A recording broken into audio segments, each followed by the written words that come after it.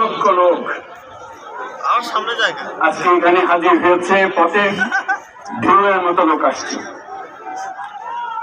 সারা বাংলাদেশ জুড়ে কোটি কোটি মানুষ আজকে এই মুহূর্তের জন্য অপেক্ষা করছে।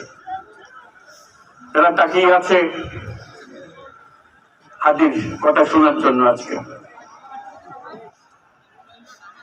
বিদেশে যারা আছে বাংলাদেশি, এই মুহূর্তে তারাও হাদির কথা জানতে চায়। প্রিয় ওসমান হাদি, তোমাকে আমরা বিদায় দিতে আসি নাই এখানে। তুমি আমাদের বুকের ভেতরে আছো এবং চিরদিন বাংলাদেশ যতদিন আছে তুমি সকল বাংলাদেশির বুকের মধ্যে থাকবে। এটা কেউ সরাতে পারবে না। আমরা আজকে তোমাকে প্রিয় হাদি বিদায় দিতে আসিনি। আমরা তোমার কাছে আমরা ওয়াদা করতে এসেছি।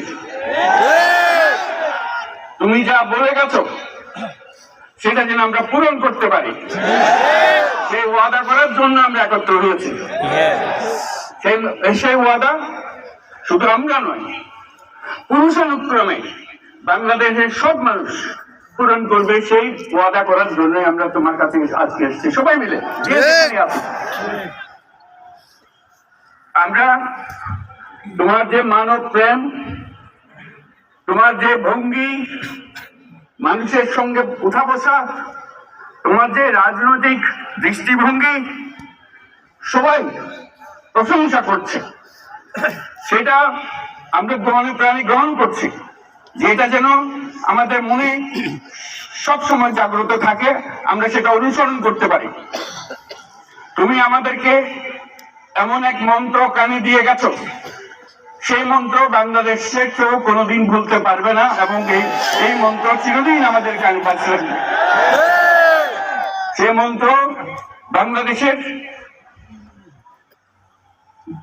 বড় মন্ত্র হয়ে আমাদের জাতির সঙ্গে সংযুক্ত থাকবে। তোমার মন্ত্র ছিল চলো বলবীর চির উন্নত মমশির।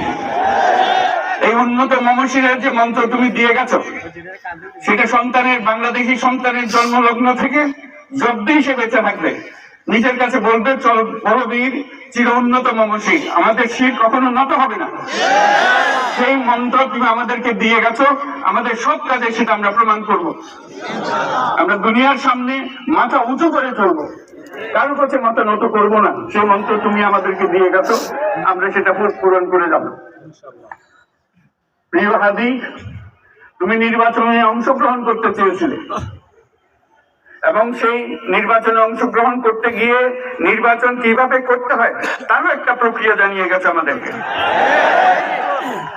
সেই প্রক্রিয়া যেন আমরা সবাই মিলে গ্রহণ করি, যে কিভাবে প্রচারণা কার্য চালাতে হয়, কিভাবে মানুষের কাছে যেতে হয়, কিভাবে মানুষের কষ্ট না দিয়ে তার বক্তব্য প্রকাশ করতে